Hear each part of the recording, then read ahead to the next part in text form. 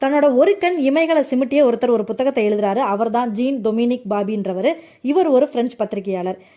தன்னோட குடும்பம், அவர் பார்க்கக்கூடிய வேலை அப்படின்னு சொல்லிட்டு அவர் ரொம்பவே ஹாப்பியான ஒரு லைஃபை லீட் பண்றாரு. இவருடைய 43வது வயசுல ஏற்பட்ட ஒரு விபத்துல மயக்கம் அடைஞ்ச அவர் 20 நாளைக்கு அப்புறம் தான் கண் முழிக்கிறாரு.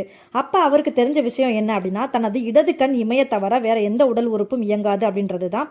அதை கேள்விப்பட்ட அவர் முதல்ல தன்னோட உயிரை மாற்றிக்கணும்னு நினைக்கிறாரு. ஆனா அதுக்கப்புறமா சிந்திச்சு தன்னோட ஒரு கண் இமைகளை இமைச்சே மற்றவங்க கிட்ட பேச ட்ரை பண்றாரு. அதையே பேஸ் பண்ணி ஒரு புக்கும் எழுதுறாரு. அதுதான் the diving bell and the butterfly. இந்த புக்கு வெளியான ஒரே நாள்ல 15,000 பிரதிகளும் ஒரே வாரத்துல 1,50,000 பிரதிகளும் விற்பனையாகுது. இந்த புத்தகம் மட்டும் இப்ப வரைக்கும் மில்லியன் கணக்கில் சம்பாதிச்சு கொடுத்துருக்கு. ஆனா துரதிருஷ்டவசமா அவர் புத்தகம் வெளியான 2வது நாளே நிமோனியா இறக்குறாரு. பட் ஆனா என்னதான் அவர் இறந்திருந்தாலும் இந்த புத்தகத்தின் வழியா இன்னுமே இந்த உலகத்துல வாழ்ந்துகிட்டு இருக்காரு தான். சோ ஒரு கண் இமய சிமிட்டியே ஒருத்தரால புத்தகம் எழுத முடியும்னா நம்ம வாழ்க்கையில வரக்கூடிய பிரச்சனைகளை நம்மளால கண்டிப்பா தீர்க்க முடியும். சிந்திச்சு பாருங்க.